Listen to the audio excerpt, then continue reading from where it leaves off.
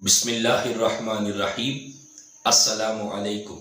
جی دوستو، آج میں آپ کے سامنے پانچ تن پاک کی نسبت سے 5 چیزیں بیان کرنے لگا ہوں، اور وہ 5 چیزیں اللہ پاک نے رمضان المبارک کے مہینے میں صرف اس امت کو عطا کی ہے۔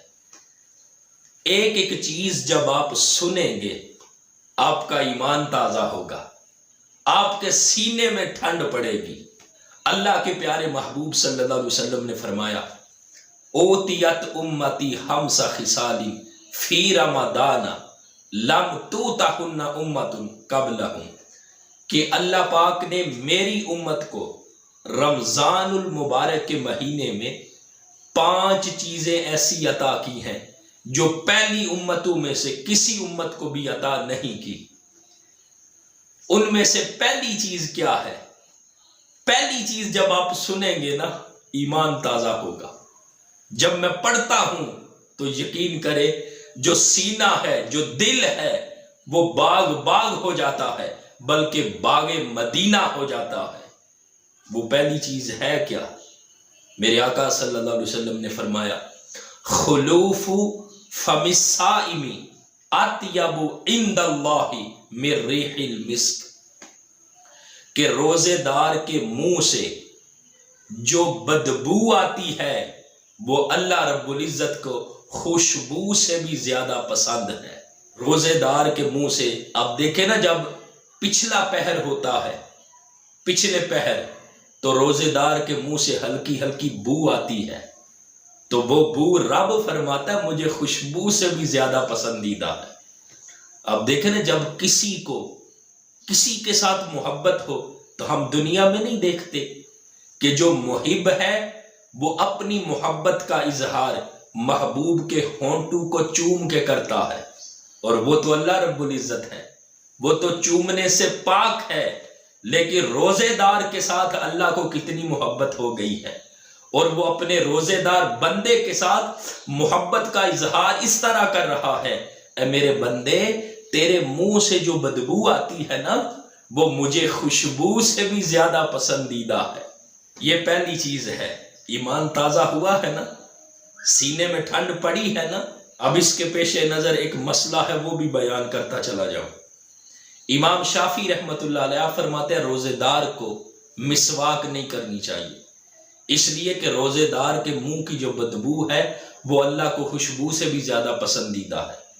اور دوسری طرف جو ہمارے امام ہیں، امام اعظم ابو حنیفہ رحمۃ اللہ علیہ، وہ فرماتے ہیں جو روزے دار ہے اس کو مسواک کرنی چاہیے، اس لیے کہ جس روزے دار کے منہ کی بدبو اللہ کو اتنی پسند ہے، تو جب خوشبو آئے گی وہ خوشبو اللہ کو کتنی پسند ہوگی، اس لیے روزے دار مسواک کر سکتا ہے، اور مسئلہ بھی یہی ہے۔ دوسری چیز جو اللہ تعالیٰ نے صرف اس امت کو عطا کی ہے، میرے آقا صلی اللہ علیہ وسلم نے فرمایا، وَتَسْتَغْفِرْ لَهُمْ الْحِتَيَانُ حَتَّى يَفْطِرُوا، فرمایا جو دریاؤں کی مچھلیاں ہیں وہ سحری سے لے کر افطاری تک روزے دار کے لیے بخشش کی دعا مانگتی رہتی ہے۔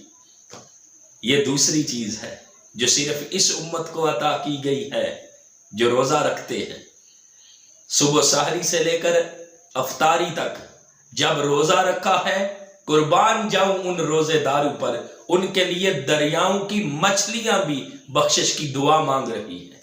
اور تیسری چیز جو صرف اس امت کو عطا کی، میرے آقا صلی اللہ علیہ وسلم نے فرمایا، وَيُزَيِّنُ اللَّهُ عَزَّ وَجَلَّ كُلَّ يَوْمٍ جَنَّتَهُ، اللہ تعالیٰ ہر روز اپنی جنت کو سجاتا ہے اور فرماتا ہے کہ آن قریب جو میرے بندے ہیں وہ اپنے اوپر سے مشقتیں دور کر کے تیری طرف آئیں گے۔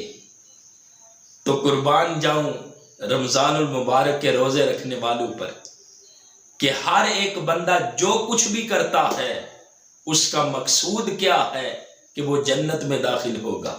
تو روزے دار تو اپنی قسمت پر فخر کر کہ جنت خود تیری منتظر ہے، اس لیے کہ روزے داروں کے لیے اللہ تعالیٰ ہر روز اپنی جنت کو سجاتا ہے۔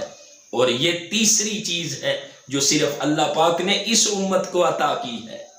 اور جو چوتھی چیز میرے آقا صلی اللہ علیہ وسلم نے فرمایا تصفد فیہ مردۃ الشیاطین فلا یخلص فیہ الی ما کانوا یخلصون الیہ فی غیرہ۔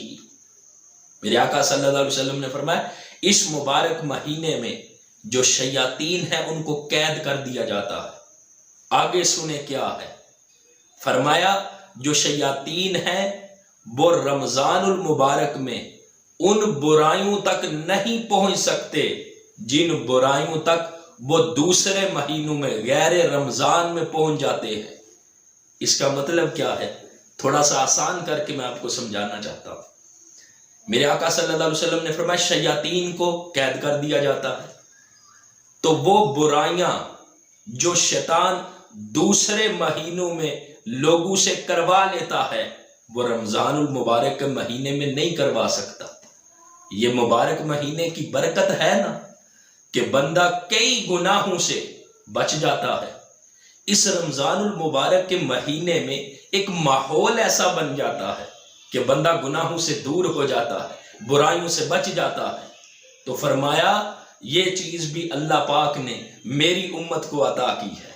اور میرے آقا صلی اللہ علیہ وسلم نے فرمایا جو پانچویں چیز اللہ پاک نے صرف اس امت کو عطا کی ہے وہ سنے، میرے آقا نے فرمایا وَيُغْفَرْ لَهُمْ فِي آخِرِ اللَّيْلَةِ، جب رمضان المبارک کی آخری رات آتی ہے تو اللہ تعالیٰ ان کی بخشش اور مغفرت فرما دیتا ہے۔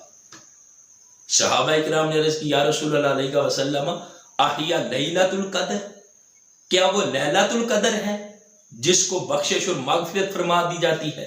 میرے آقا صلی اللہ علیہ وسلم نے فرمایا نہیں میرے صحابہ، لا ولکن العامل انما یوفی اجرہ اذا قضى عملہ۔ میرے آقا نے فرمایا جب کوئی بندہ کام کرتا ہے، مزدوری کر لیتا ہے تو اس کا کام ختم ہونے کے بعد اس کو مزدوری دی جاتی ہے۔ اسی طرح جو روزے دار ہیں جب رمضان المبارک کی آخری رات آتی ہے، جنہوں نے اللہ کی رضا کی خاطر رمضان المبارک کے روزے رکھے ہیں، اللہ تعالیٰ ان کو یہ انعام عطا کرتا ہے، ان کو یہ اجرت، یہ مزدوری عطا کر رہا ہے کہ اللہ تعالیٰ ان کی بخشش اور مغفرت فرما دیتا ہے۔ اور یہ چیز بھی اللہ پاک نے، میرے آقا نے فرمایا صرف میری امت کو عطا کی ہے۔ تو حضور کے غلام کتنے خوش نصیب ہیں، امت مسلمہ کتنی نصیبوں والی ہے کہ یہ پانچ چیزیں صرف اللہ پاک نے اس امت کو عطا کی ہیں۔